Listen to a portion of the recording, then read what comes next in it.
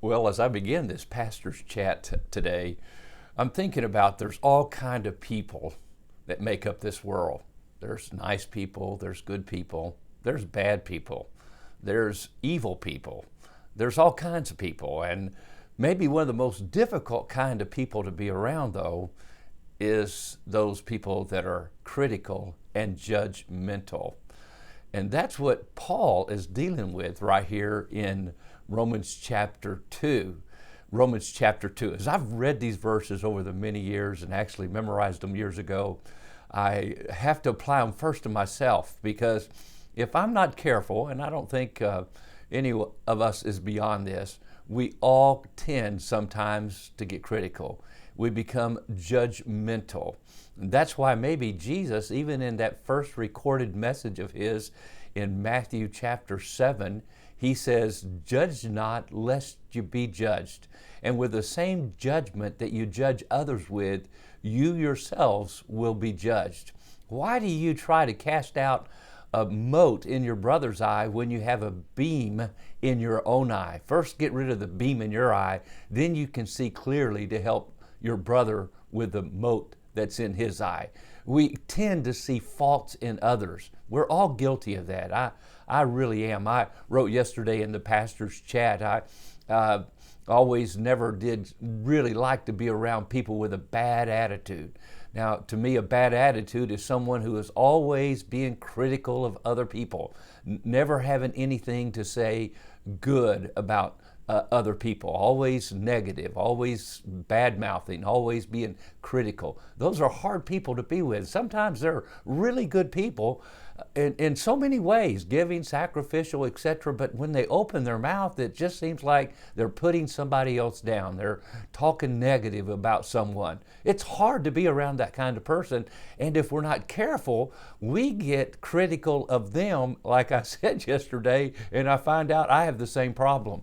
Matter of fact, if you want to find out what you have a problem with in your own depths of your own heart, just think about and listen to yourself as to what you're thinking and saying about other people. Sometimes we might not be saying it out loud. We got smart enough to stop talking out loud about what we think about other people, but we're thinking it in our hearts.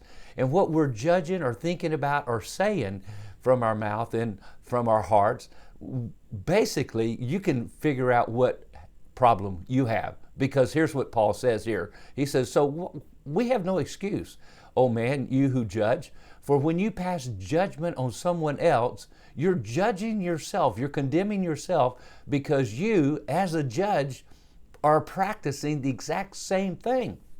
Now, you say, "Well, I never do that sort of thing." Yes, but here's the issue. It's sometimes not the actual thing that a person does that we're really critical of. We're critical of the reason they do the thing. And then we have the same motives in our own hearts, the same motives and attitudes in our own hearts that cause them to do the outward thing that we don't like. And when we don't like it, we're being critical. God's saying to you and me, you are guilty of the exact same thing. Boy, do we need to check our hearts out today? Boy, I do. I have to do it often because I find myself looking around. I measure other people by my standards that I've set for myself, and I get critical of them. And then next thing you know, I'm actually guilty of the same thing in my own heart.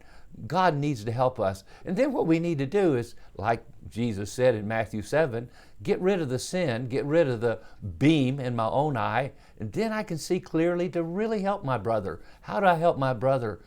Love, kindness, gentleness. Show him how to have a heart that, well, becomes a servant's heart. Come alongside of him and be encouraging. And then kindly say, it might be better if we think this way about other people. And then maybe ask them to read Romans chapter 2, because they that are judging and being critical of others, they are even more guilty in their own hearts. And so God help us today as we listen to God's word and realize we're not to be the judge, God's the judge. So when you study Romans chapter 2, it's obvious after chapter 1 when he talks about the heathen and the depths of their sin. In chapter 2, he's talking about us and our judgmental hearts and how God is still the righteous judge of all the earth. So God help us today to practice His Word even as we look into our own hearts. God bless and have a great day.